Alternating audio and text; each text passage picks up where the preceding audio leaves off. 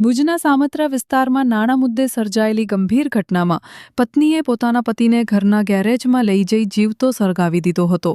આગમાં ગંભીર રીતે દાઝેલા પતિને સારવાર માટે ખસેડાયા બાદ સારવાર દરમિયાન તેમનું મોત નિપજ્યું, જેના કારણે સમગ્ર મામલો હવે હત્યામાં પલટાયો છે.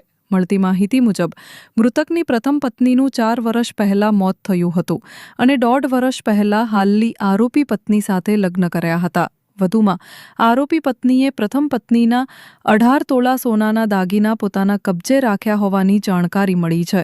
પોલીસે ઘટનાની ગંભીરતા જોતા ગુનાહિત વધુ તપાસ શરૂ કરી છે.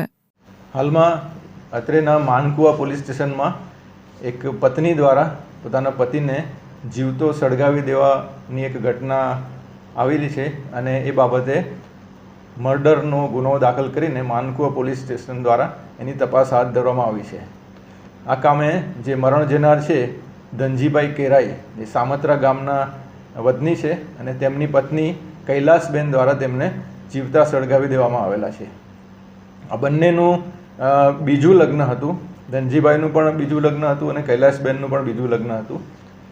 અને કૈલાસબેનની ઉંમર 40 વર્ષ છે, ધનજીભાઈની ઉંમર 60 વર્ષ છે અને તેમને ધનજીભાઈને 3 દીકરાઓ છે. 3 વિદેશમાં સ્થાયી થયેલા છે.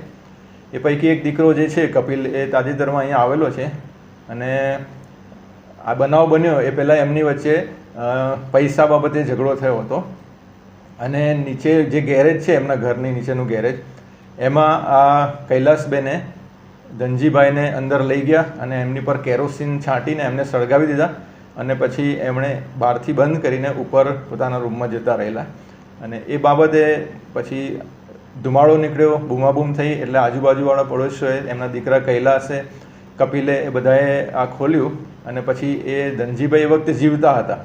તાત્કાલિક એમને એમ્બ્યુલન્સમાં GK જનરલ હોસ્પિટલમાં લઈ જવામાં આવ્યા, પરંતુ ત્યાં એમનું સારવાર દરમિયાન મરણ થયેલું છે. એમણે DDમાં સ્પષ્ટ જણાવ્યું છે, ઇવન અહીંથી જ્યારે એમને એ જગ્યાએથી જ્યારે હોસ્પિટલ લઈ જતા હતા ત્યારે પણ એ એમ્બ્યુલન્સમાં બૂમો પાડતા હતા. DDમાં પણ એમણે સ્પષ્ટ જણાવ્યું છે કે મારી પત્નીએ મને સળગાવી દીધેલો છે.